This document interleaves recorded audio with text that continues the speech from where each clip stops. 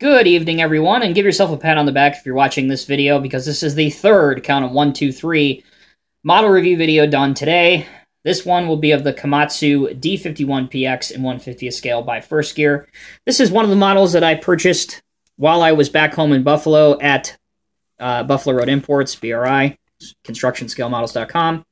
And I really wanted this piece because, you know, I didn't have a forestry dozer, plain and simple. I wanted something that I could pose next to a feller buncher or a road builder and have it look believable.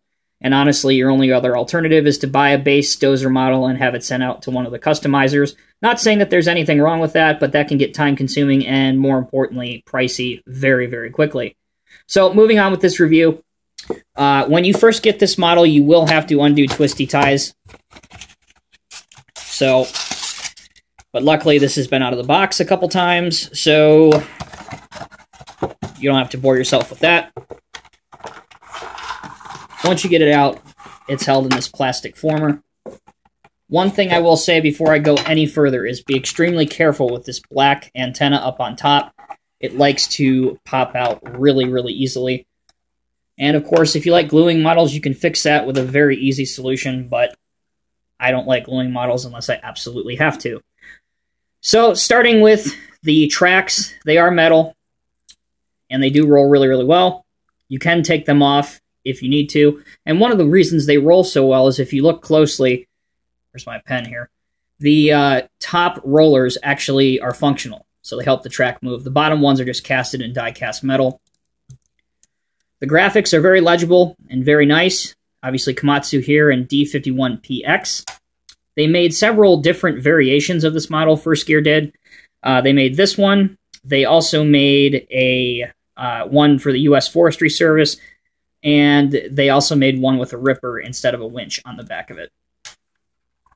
Speaking of, the winch is just simply for looks. It's not functional. However, a skilled collector could probably run a line of thread or something in there and make your own. Nice air conditioner unit. And if I haven't said this already, one of the big selling points for me on this piece is I love the perforations all the way around the cab. There's also this nice added cab protection.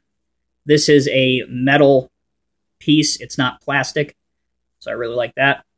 So, of course, the main function of a dozer is to bulldoze things. So, the top range of things is good.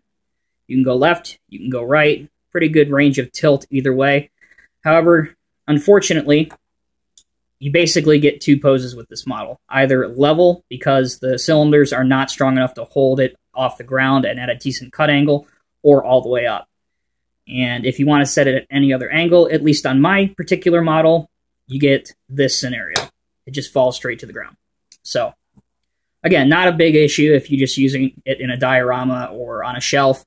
However, if you buy models simply for functionality, you may want to look elsewhere. Me, I'm not one of those people.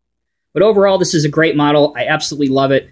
It's priced very reasonably, and actually, if you look at the bottom of your screen right now, I will post a direct link as to where you can pick up this model, as I normally do. And yeah, for me, it's highly recommended. It's just different enough that it stands out with your dozer collections, and also especially if you're into the forestry stuff. So, as always, guys, thank you for tuning in, and we'll see you in the next Diecast Emporium video. Take care.